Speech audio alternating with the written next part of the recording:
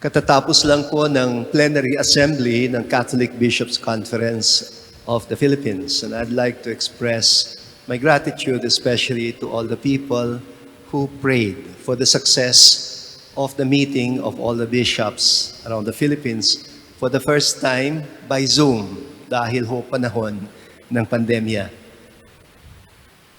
One of the eye-openers in this plenary assembly was our Zoom encounter with the Dominican Scientist.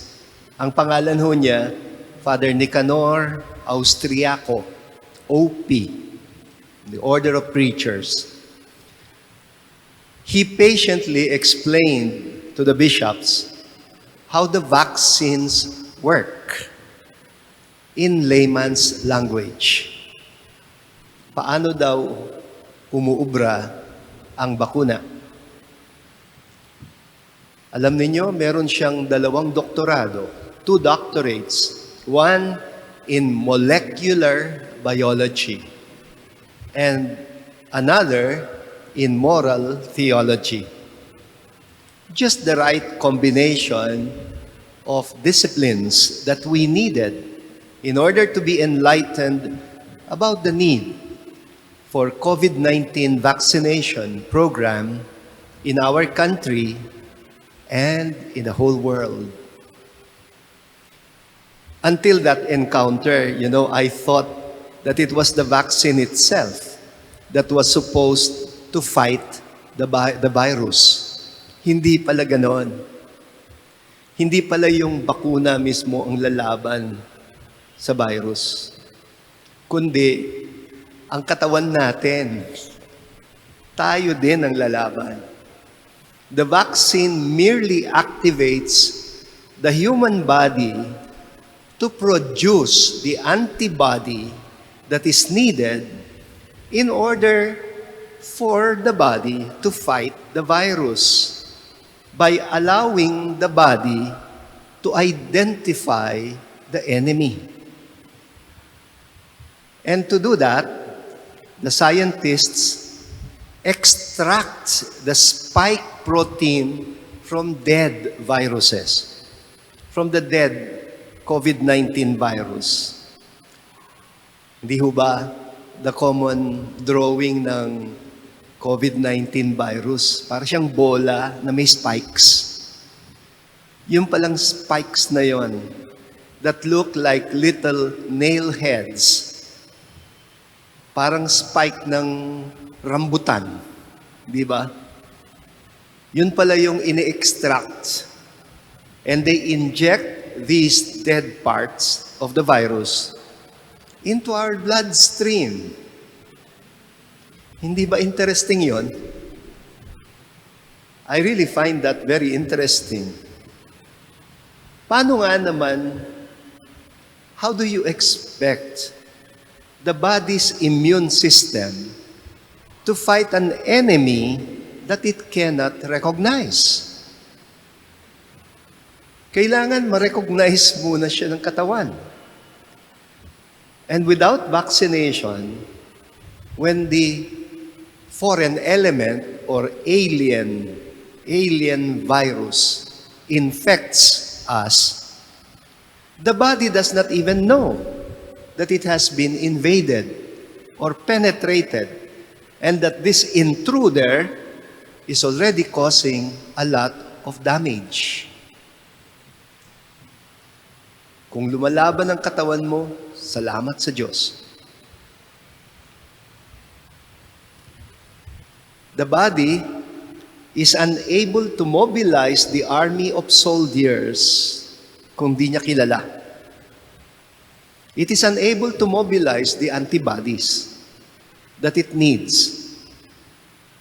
Kailangan kasing i-deploy yun in order to fight the invader. At ang tawag ng mga scientists doon sa invader na virus, pathogens. And in some instances, it may be too late. By the time our immune system is able to recognize it and fight it. Ang ganda ng pagkakagawa ng katawan natin. Ang panlaban din natin sa sakit, nasa loob din natin. When I was a little boy, I remember our family doctor telling my mother to allow her children to play outside and to be exposed to the elements so that daw we could build a stronger immune system against the germs, against the bacteria, against the viruses. During those times kasi, there were already some overprotective mothers who would not even allow their children to play out in the open grounds or to step on the soil because daw they could get infected by harmful germs. Yun lang ang bokabularyo namin when I was a child. Germs. Good thing my mother was not like that. You know, yung mga squeamish parents who keep saying, "Anak, don't touch the soil. It is dirty. You might get sick." Kaya tuloy nung bata ako, pag narinig ko yun, arti-arti naman mo ito. Kami nga pag naglaro, pag uwi, talagang amoy lupa na kami. Our doctor gave a contrary opinion. He said, just teach them proper hygiene after playing, proper hand washing, and take the necessary precautions about the more dangerous diseases katulad ng chickenpox, measles, rabies, polio, etc. Very contagious. I imagine how many thousands of soldiers we have in our immune system, ready to battle against the uninvited intruders that attack the human body in many different ways. You would probably remember a homily that I gave several weeks ago, applying the concept of immunity to the spiritual life. Well, today's gospel brings us back to the topic of spiritual immunity from a different kind of contagion, the infection of the spirits. I am inclined to believe that the evil spirits behave in a very similar way. And it makes sense why the Dominican scientist that I was telling you about felt the need to combine his scientific degree in molecular biology with a doctorate in moral theology. Kasi we are spiritually as vulnerable to the intrusions of evil spirits as our bodies are to the invasion of viruses that can cause deadly diseases. Tingnan ninyo, what started as an epidemic in one country became a global pandemic in just a few weeks. Not only has it adversely affected the health of many people infected by it, not only has it caused a lot of deaths, especially among the elderly and the immunocompromised, yung mahina ang immune system. It has also crippled business, and it has also caused a meltdown in the economies of many countries around the world. It has interrupted many human activities, including our religious gatherings. And it has overwhelmed our healthcare system. I think there is much that we need to learn from Jesus, the Exorcist. We usually come to Jesus as the preacher of good news. But today we must learn from Jesus, the Exorcist. on how to deal with the intrusions, the invasion of the evil one in our lives, whether on the personal level or on the familial level or on the communal level or societal levels. Nabasa ko yung reflection noong Vincentian theologian, Father Danny Pilario, CM, and his interesting application of the same idea on the social ills that currently plague the Philippine society, including the politics of populism that feeds on collective resentment, the ideology of the so-called ultimate solutions, tulad ng death penalty and extrajudicial killings, na nagpapatuloy pa rin. The spiritual disease that makes people gullible, incapable of distinguishing between fact and fake news, between truth and falsehood, and the paranoia of red tagging.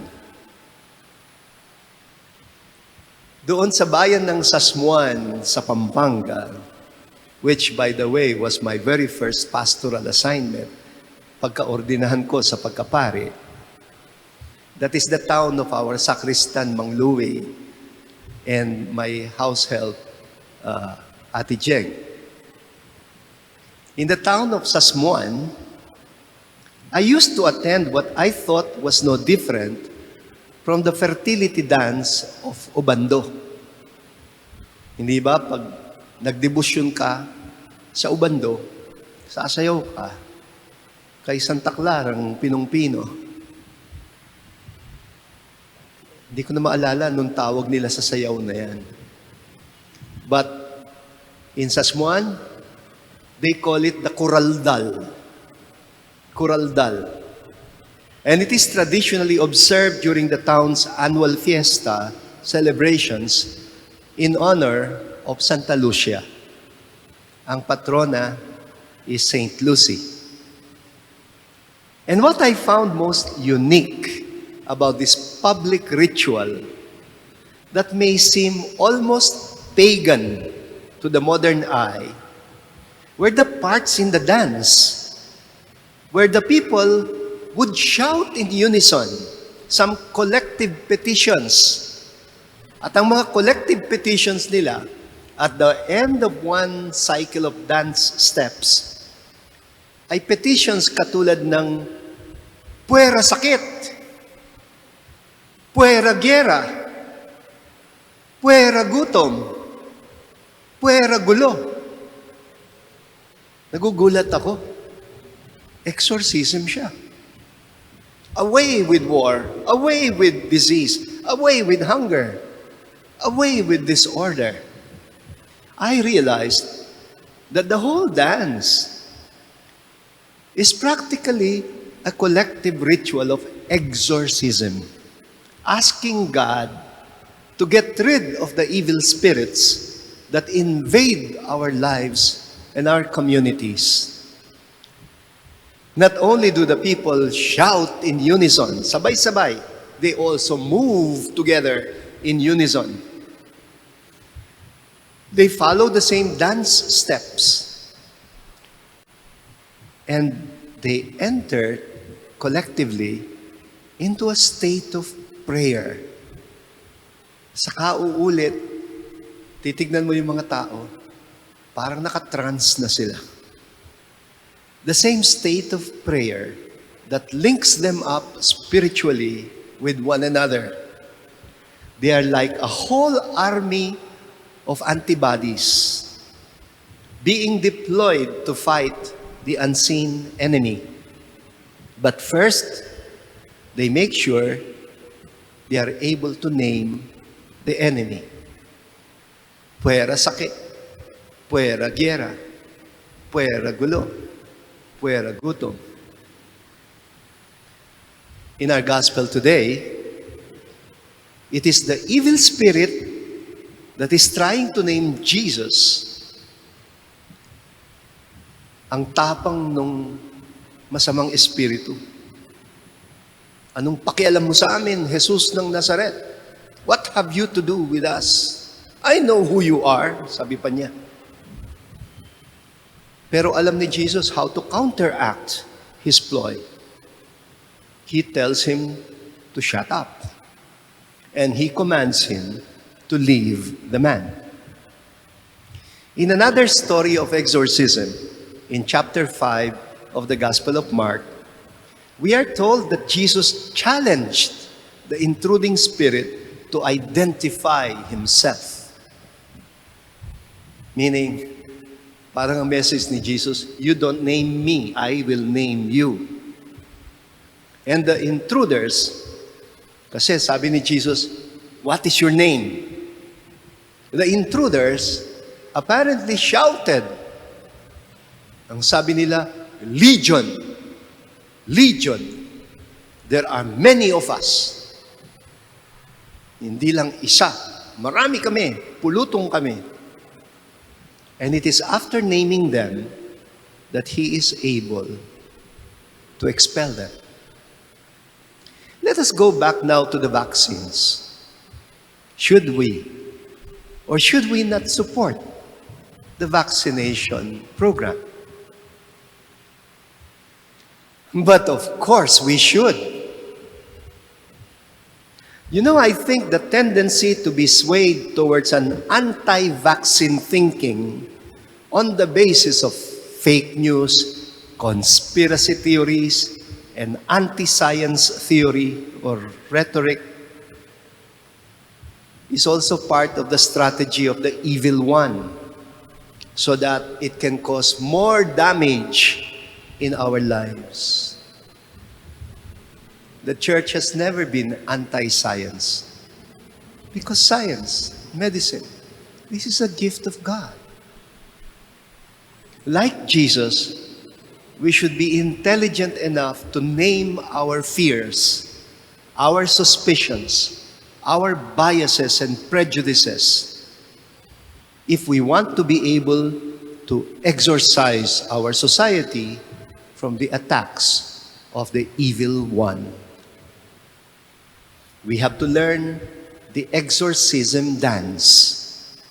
We have to name the spiritual pathogens and invoke only the power of the truth and the power of the Holy Spirit that we all received at baptism to liberate ourselves from these vicious and unwelcome intruders.